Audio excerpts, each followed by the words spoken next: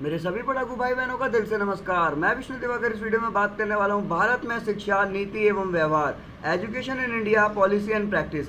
यही सब्जेक्ट आपका जो है सेमेस्टर 6 के स्टूडेंट्स के पास में भी है। तो बहुत सारे बच्चे कंफ्यूज हो रहे हैं कि सर हमारा सेमेस्टर 4 और सेमेस्टर 6 के अंदर सिलेबस सेम है क्या, या बिल्कुल सेम ही क्वेश्चंस आने वाले हैं। तो मैं आपको बता दूं कि बहुत हद तक जो है दोनों के दोनों सिमिलर हैं, यानी कि बहुत सारी चीज़ें जो हैं इसमें भी सेम है और उसमें भी सेम है। पर यहाँ पर जो है आप बहुत सारे बच्चों ने जो रिक्वेस्ट की थी सर इसके लिए अलग वीडियो बना दीजिए, तो इसलिए आज हम सेमेस्टर 4 के लिए वीडियो बनाने वाले हैं। बीए प्रोग्राम शिक्षा यानी कि एजुकेशन सेमेस्टर 4 के जितने भी स्टूडेंट्स हैं उनके लिए।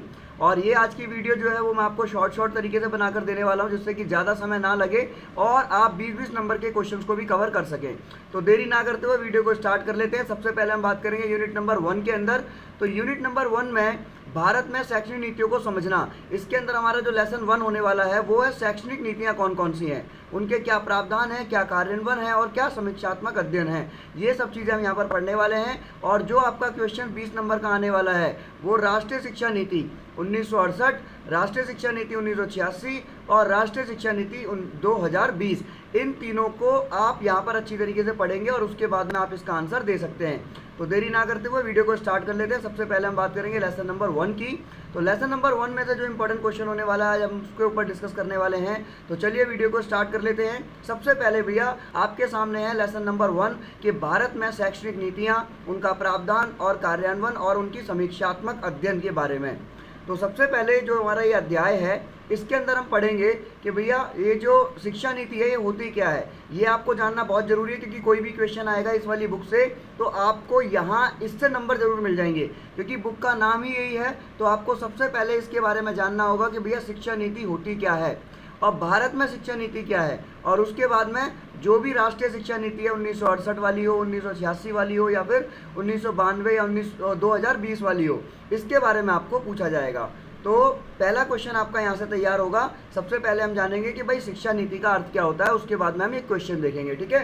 तो 20 नंबर आपके पक्के होने वाले हैं इस वीडियो को देखने के बाद, तो अंत तक जरूर बनिए और बहुत ही जल्द हम इस वीडियो को कंप्लीट कर देंगे कि आपके 20 नंबर जल्दी से जल्दी आप तक पहुँच जाएँ। तो चलिए, शिक्षा नीति का क्या अर्थ है। तो देखो भैया, शिक्षा नीति में मौलिक अवधारणाएं, मानदंड और निर्णयों का एक संग्रह माना गया है। शिक्षा नीति जो है वो जितने भी मौलिक अवधारणाएं होती हैं, कोई भी मापदंड होता है या किसी भी प्रकार का निर्णय डिसीजन होता है, इसको इकट्ठा करना, इसका एक संग्रह ही जो है शिक्षा नीति कहलाएगा, जो शिक्षा के प्रति राष्ट्र के दृष्टिकोण को निर्धारित करे और उसको प्रभावित करे। कहने का मतलब ये है कि अगर मैं आपको और साधारण शब्दों में बताऊं कि शिक्षा नीति क्या है, तो शिक्षा नीति मूल रूप से एक ऐसा समायोजन विकसित करने का प्रयास करती है। शिक्षा नीति जो है वो एक ऐसा तालमेल बनाना, ऐसे तालमेल विकसित करने का प्रयास करेगी जो प्रत्येक व्यक्ति के लिए उच्च गुणवत्ता वाली शिक्षा की गारंटी देती है।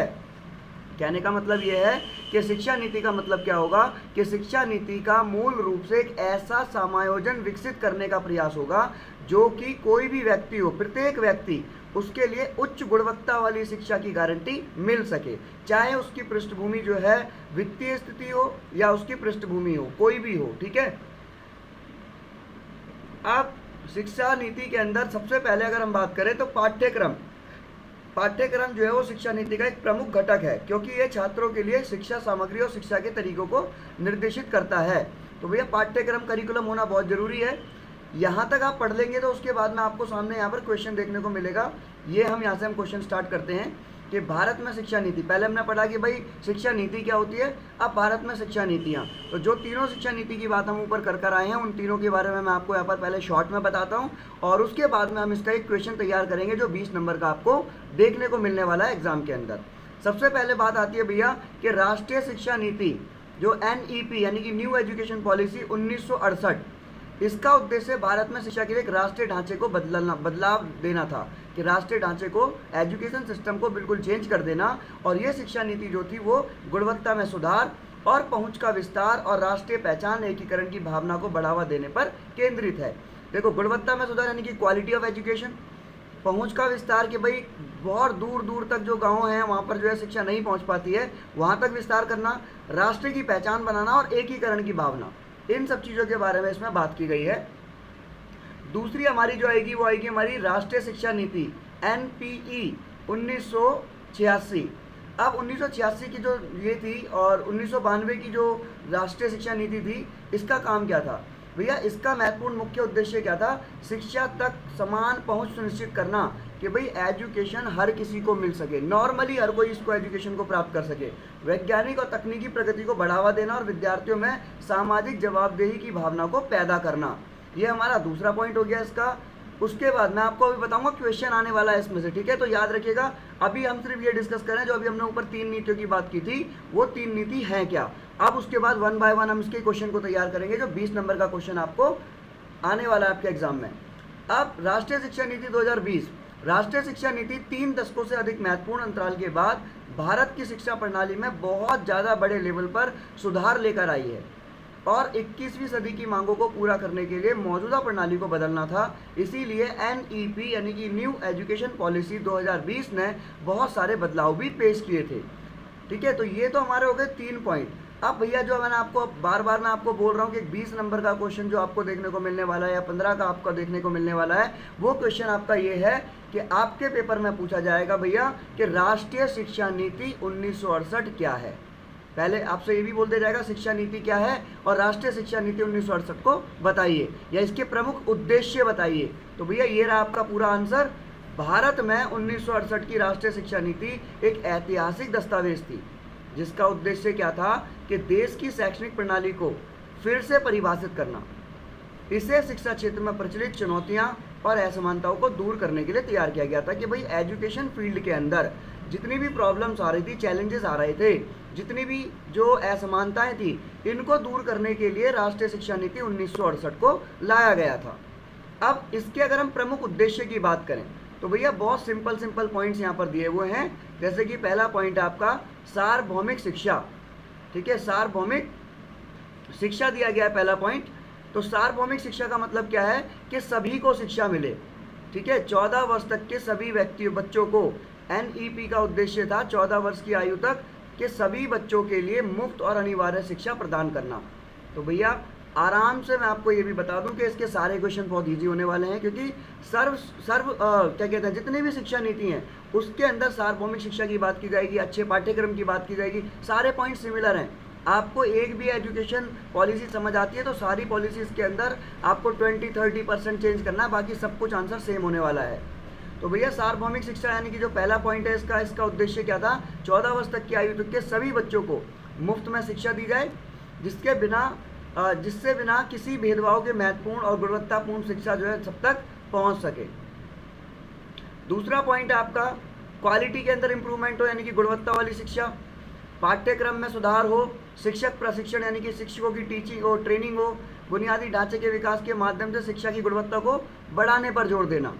मैंने आपको फिर बताया कि जितने भी क्वेश्चन आएंगे भैया सबके सेम पॉइंट होंगे, 20-30% चेंज करना है, बाकी सबका आंसर सेम होगा।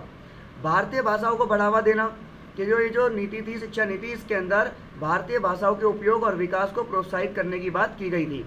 नंबर 4, सामाजिक विकास के लिए शिक्षा को सामाजिक विकास लक्ष्यों के साथ में एकीकृत करना, जिसका लक्ष्य था कि राष्ट्रीय प्रगति में योगदान दें और व्यक्ति को सक्षम जिम्मेदार नागरिक बनाएं। नंबर 5, विज्ञान और टेक्नोलॉजी यानी कि साइंस और टेक्नोलॉजी को बढ़ावा देना, वैज्ञानिक शिक्षा और अनुसंधान को बढ़ावा देकर वैज्ञानिक स्वभाव और तकनीकी प्रगति को बढ़ावा देना भी इसका एक प्रमुख उद्देश्य था। नंबर 6, समानता और समावेशन, विशेष रूप से हाशिए पर मौजूद और वंचित समूहों को शिक्षा में समान अवसर प्रदान करके सामाजिक आर्थिक असमानताओं को संबोधित करना। शिक्षक विकास, गुणवत्तापूर्ण शिक्षक वितरण सुनिश्चित करने के लिए शिक्षकों के प्रशिक्षण और व्यावसायिक विकास पर भी ज़्यादा ध्यान केंद्रित करना। तो भैया ये तो हो गए इसके मुख्य उद्देश्य। अब इसी प्रश्न से अगर आ जाएगी इसकी मुख्य विशेषता और घटक बताइए, तो क्या क्या इसकी क्वालिटीज़ क्या थी। देखो इसके जो इंपॉर्टेंट पॉइंट है, पहला कि भैया निःशुल्क शिक्षा दी जा रही है, ऊपर पढ़ लिया हमने, 14 वर्ष तक की आयु के बच्चों को निःशुल्क शिक्षा दी जा रही है। राष्ट्रीय शिक्षा प्रणाली एक सार्वभौमिक शिक्षा प्रणाली को लेकर चल रही है, जहाँ पे सभी को शिक्षा मिलेगी। शिक्षा का माध्यम बहुभाषावाद होगा, यानी कि प्रोत्साहित किया जाएगा कि जितनी भाषाएं हैं उनको इसमें ऐड किया जाए। मातृभाषा पे ज़्यादा ध्यान दिया जाए, मातृभाषा को ज़्यादा महत्व दिया जाए। शैक्षणिक संरचना जिसमें कि 10+2+3 इस संरचना का प्रस्ताव दिया गया, जिसमें कि 10 साल की प्रारंभिक शिक्षा, 2 साल की माध्यमिक शिक्षा और 3 साल की उच्च शिक्षा इसके अंदर शामिल हो। उसके बाद में आपके इसमें 2-3 पॉइंट और आते हैं और उसके बाद ये आपका आंसर खत्म, यानी कि 20 नंबर आपके इसके पक्के। व्यावसायिक शिक्षा इसमें बदलते आर्थिक परिदृश्य की मांगों को पूरा करने और कौशल विकास को बढ़ावा देने के लिए स्कूली पाठ्यक्रम में व्यावसायिक शिक्षा के लिए एकीकरण पर जोर दिया गया। छठा पॉइंट, शिक्षक प्रशिक्षण यानी कि टीचरों के लिए ट्रेनिंग और व्यावसायिक विकास पर बात की गई। इसमें शिक्षकों के लिए प्रशिक्षण संस्थान और निरंतर व्यावसायिक विकास कार्यक्रम के महत्व पर जोर दिया गया। नंबर 7, पाठ्यचर्या सुधार। एक लचीले पाठ्यक्रम ढांचे को प्रोत्साहित किया गया जो कि अलग अलग विषयों, अंतर विषय अध्ययन और व्यवहारिक सीखने के अनुभवों की अनुमति देता हो। उसके बाद हमारा लास्ट पॉइंट आएगा आपका पुस्तकालय को बढ़ावा देना, कि लाइब्रेरीज जो होती हैं उनको बढ़ावा देना। नीति ने स्व शिक्षा और अनुसंधान की सुविधा के लिए जितनी भी शैक्षणिक संस्थाएं हैं इनमें पुस्तकालयों और संसाधन केंद्रों के महत्व पर प्रकाश डाला है। तो भैया ये प्रश्न आपका खत्म हो जाता है फर्स्ट यूनिट से। फर्स्ट लेसन है आपका, जिसमें आपका एक क्वेश्चन मैंने आपको यहाँ कंप्लीट कर दिया है। ये क्वेश्चन आपका 15 नंबर 20 नंबर में आपको देखने को मिलेगा। आगे की जानकारी के लिए नेक्स्ट वीडियो में मिलते हैं। जब तक के लिए बाय बाय, जय हिंद।